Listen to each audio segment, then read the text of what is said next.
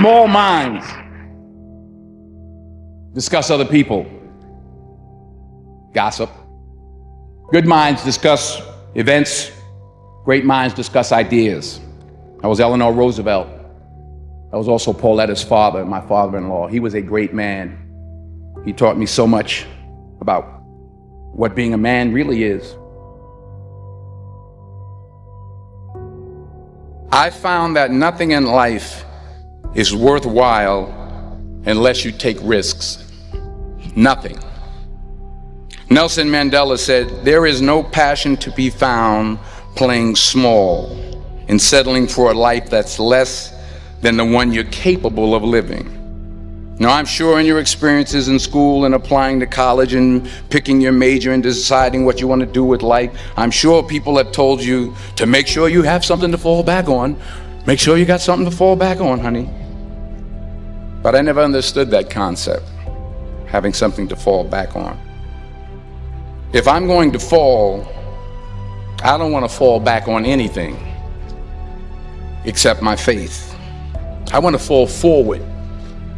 I figure at least this way I'll see what I'm going to hit. Fall forward.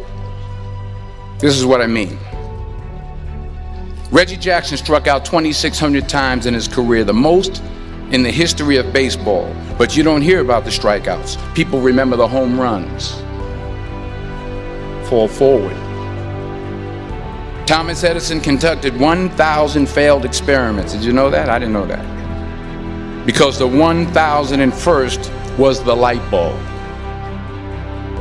Fall forward. But here's the thing. I didn't quit. I didn't fall back. I walked out of there to prepare for the next audition, and the next audition, and the next audition. I prayed. I prayed. And I prayed. But I continued to fail and fail and fail. But it didn't matter, because you know what? There's an old saying, you hang around the barbershop long enough, sooner or later you're going to get a haircut. So you will catch a break, and I did catch a break. Last year, I did a play called Fences on Broadway. Someone talked about it. Won the Tony Award. And I didn't have to sing, by the way. But here's the kicker. It was at the Court Theater. It was at the same theater that I failed that first audition. Every failed experiment is one step closer to success. You've got to take risks, and I'm sure you've probably heard that before, but I want to talk to you about why that's so important. You will fail at some point in your life. Accept it. You will lose. You will embarrass yourself. You will suck at something. There's no doubt about it. And I know that's probably not a traditional message for a graduation ceremony, but hey, I'm telling you, embrace it, because it's inevitable. We need it from you, the young people, because remember this. So you got to get out there. You got to give it everything you got, whether it's your time, your talent, your prayers, or your treasures. Because remember this, you will never see a U-Haul behind a hearse.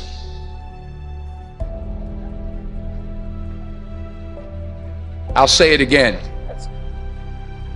You will never see a U-Haul behind a hearse. You can't take it with you.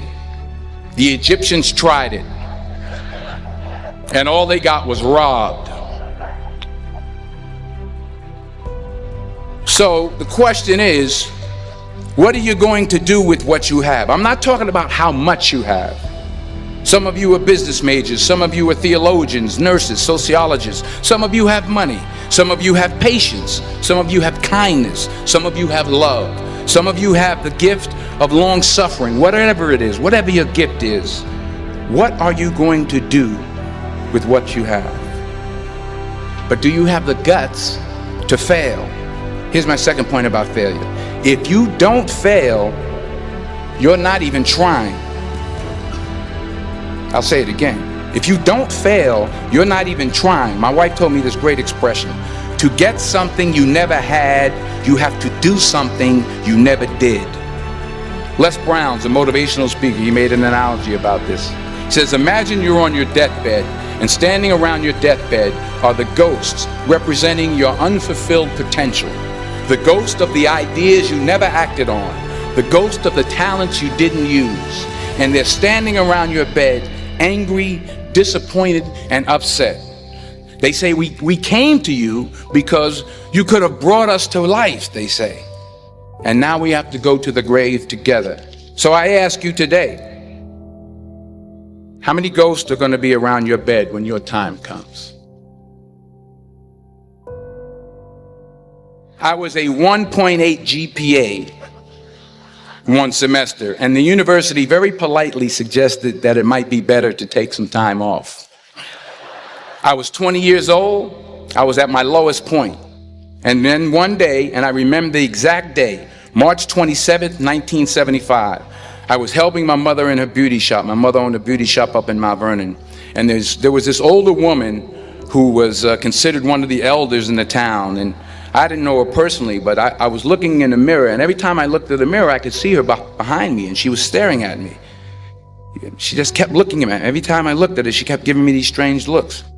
So she finally took the dryer off her head and she said something I'll never forget. First of all, she said, somebody give me a piece of paper. Give me a piece of paper. She said, young boy, I have a prophecy, a spiritual prophecy. She said, you are going to travel the world and speak to millions of people. Now, mind you, I'm 20 years old. I'm flunked out of school. In fact, like a wise ass, I'm thinking to myself, maybe she's got something in that crystal ball about me getting back into school next fall.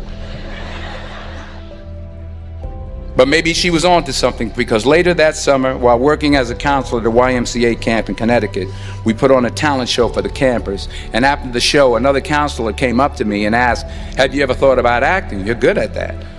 So when I got back to Fordham that fall, I got in and I changed my major once again for the last time.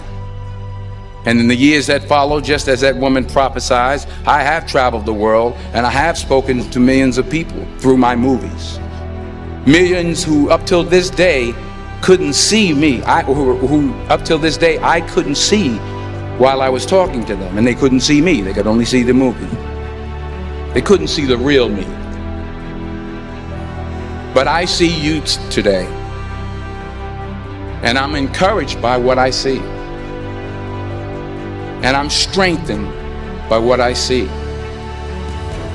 And I love what I see.